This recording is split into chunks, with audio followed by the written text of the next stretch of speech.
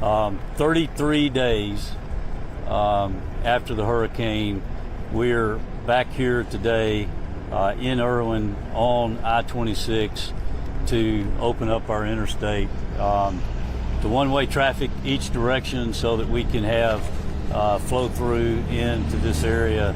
And so we're glad to be able to announce that today. Part of what we will do still would be limited in no wide loads, nothing over 12 foot will be able to come through at this time. Obviously, we stood at this place 30 days ago, and we had two bridges totally washed out. And so here today, we're able to get traffic back to this community. And that's what this is all about. We have been able to load in 33,000 tons of rock that you see right up here that has allowed us to be able to asphalt over and create this new roadway. Over 5,000 tons of asphalt. And so when we think about these bridges and we think about our roads, oftentimes we do think in terms of how many tons of this, how many tons of rock, how many tons of asphalt. But the reality is this means so much more than the assets that we're putting into the ground. This is about community. This is about connectivity. This is about making sure that our people in this community and those around are able to access the basic needs that they're trying to get to. And so we're proud today to be able to make this opening. As you know, we're also making significant progress. Our team here with Steve Borden, our regional director, are making significant progress. As you know, when we were here before, we announced that we had, in the aftermath of this hurricane, 49 closures, and we're down now into the single digits. And yeah, let's clap about that. Clap about that. So we now are, everything is under contract or has already been opened. So as you see here today, we're going to be able to do this, but we're going to continually move forward on the other side of the bridge, where we will open that, and then we'll go back and make sure we get the other side fixed after that. And so I want to thank all of these people behind us here today, because our Congresswoman Harshberger, our chairman of our House Transportation Committee, our Senate Transportation Committee, Becky Massey, is here with us today, and was very instrumental in passage of the Modernization Act that really allowed us to react so swiftly in being able to make many of the improvements that we're making here in Upper East Tennessee. And so we're thankful that we were able to get that ability and authority to do this, which is making us making it possible to be able to really be able to get boots on the ground and asphalt on the ground to be able to get this open. I look behind me here at our troopers, and they were with us that day. They've been with us every day since then in being able to support and take care of getting this road open. We've got our county, city representatives here with us today. Our future representative here with us today. Everybody here has been working day and night to get this road open and to get all of our roads open in this community. And They've worked tirelessly. They work day, they work night, and nothing is going to stop us from building back in Tennessee, in East Tennessee, and being mountain strong. And we're going to continue to do that. I'll also recognize our federal partners, because we've had great participation and support from our federal partners with FHWA. Our regional administrator is here with us, Dan Hinton, today. Dan, thank you for being here. We appreciate all the support that you've given us.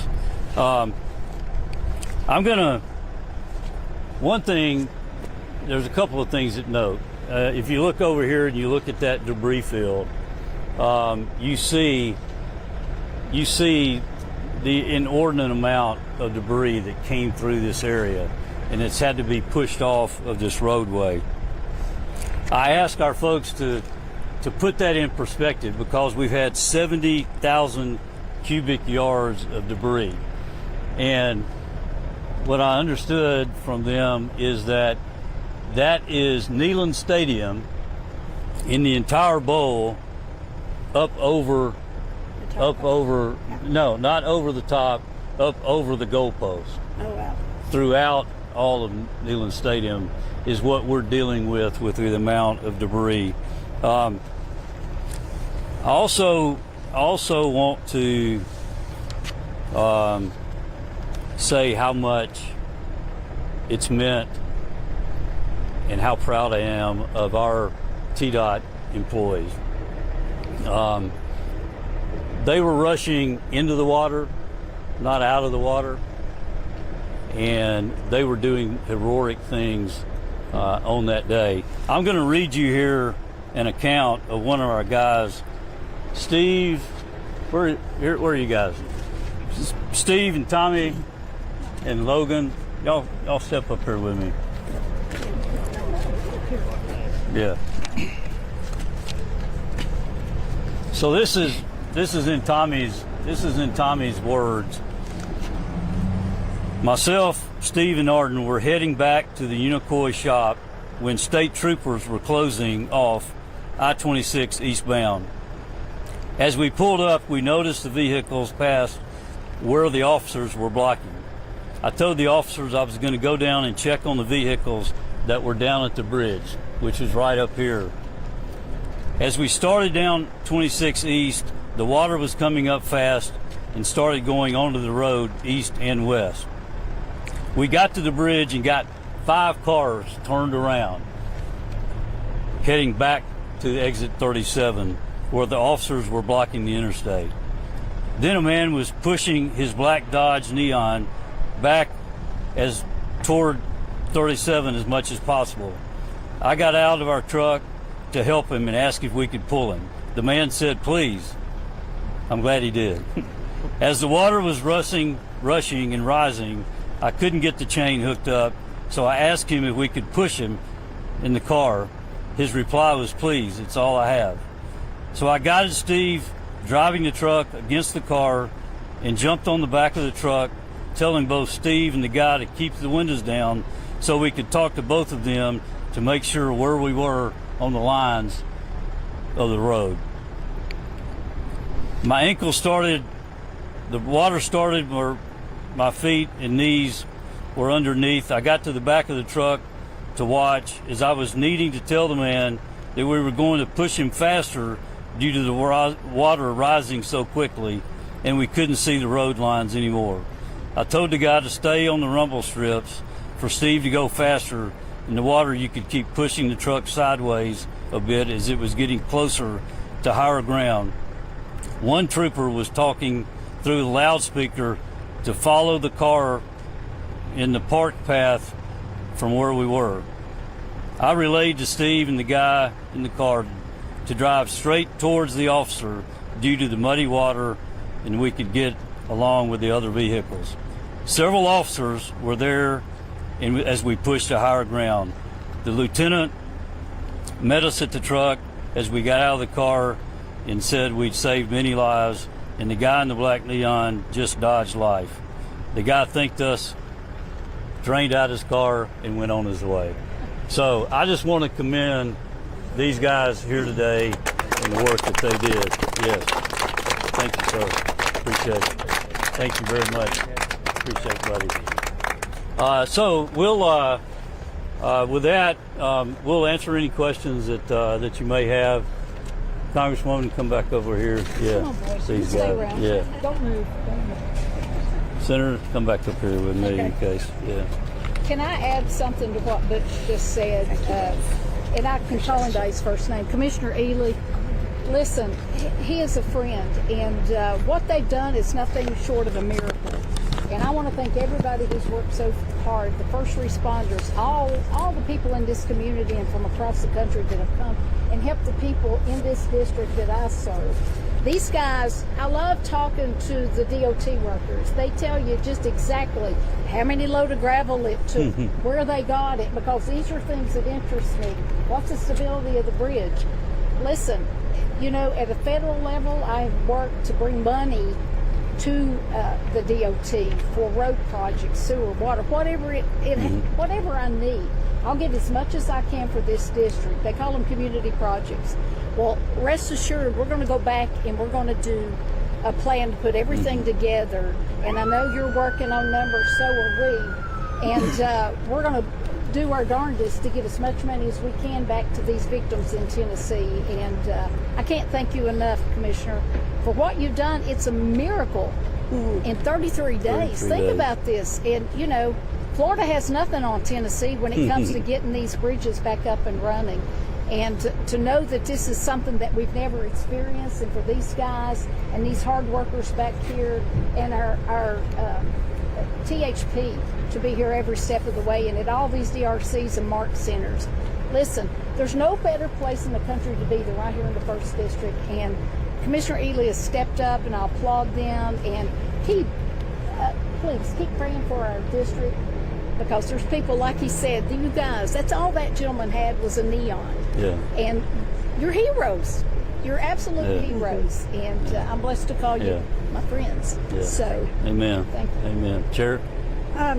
Thank you all for being here, but more importantly, what everybody needs to know is you often hear about government working in silos. This time the government, all our state government or federal government, we worked intertwined with each other. Our local governments, everybody came together and said, what can we do? How can we help?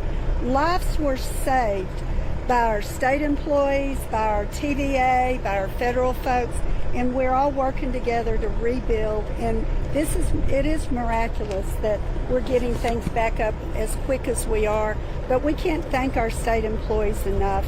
And I'm going to be their biggest champion. I already was a champion of them, but I'm a bigger champion of them now because they're amazing. So, but thank you all for being here. And we have the best regional director in the state that is overseeing all this reconstruction and everything, and we're lucky to have one that knows everything inside and out here in East Tennessee. Very good. All right, any questions? Commissioner, congratulations on getting it done in 33 days. Put in perspective what this would have, in a normal span, taken to do a project like this. Yeah, well, obviously, it would take months or years, literally. But what we decided was to take this measure to get it open quickly, to get that connectivity back for the community. And so this is a stopgap measure to be able to go ahead and move quickly and get it open to one-way traffic in both directions while we then move over and build it back on the other side of the road. And so it's saved weeks and months and maybe years. How long do you think the entire project will take once you switch back and forth and get it open? Well, I won't put a date on it yet, but it'll be a matter of months, not years. We're gonna strive to get it back open as quickly as possible. Yes. You touched on the ways that the federal agencies are helping. We know that the Federal Highway Administration gave $32 million to Tennessee DOT. Can you explain where that money is going and how it's helping with this project? Well, yes. So our federal partners, and we had the FHWA administrator here a few weeks ago, and she went with us up to I-40, and we did get that $32 million. And so what you're seeing here today is partially a function of those $32 million, both here as well as the I-40 opening. And so those are immediate dollars that we could put to work today. It's going to take a lot more than that. I mean, we're still adding up the dollars, but it is several $100 million of damage that we have seen here in East Tennessee. And so we're going to continue putting those numbers together. Fortunately, our system allows us to be able to replace and get reimbursed, for the most part, what the damage that we have seen here in Tennessee on the roadways. And so we're going to continue to work with our federal partners. We're keeping meticulous records to make sure that we know exactly how much damage was done, where it was done, and how we've completed it. And so we'll be keeping up with that, and then we'll be working with our federal partners to seek that reimbursement as time goes on. It was basically a down payment, in other words. That's right. I know this project's been kind of fast-tracked, but how long did it take from the concept of doing this to get started on it? Was it pretty much instant? It pretty much instant. I mean, within hours, we were coming up with solutions. Within days, we had the contract in place to be able to start the work that you've seen here today. And so we just jumped immediately into being able to get somebody working on this project. All right. Anything else? Thanks, guys. Appreciate it. Now we're gonna, if y'all want to stick around, I think, who's in charge? You're in charge. I'm in charge. Okay. So if you want to give them the go-ahead, whatever needs to be done, make sure everything obviously is done safely. But if you guys want to stick around and watch the traffic get on this road, then we'll allow it to start. We'll be opening it up shortly. Open it? Well, right now. Right now. Right now. Right now, here shortly. Yeah. Sure, go ahead, get these off. I am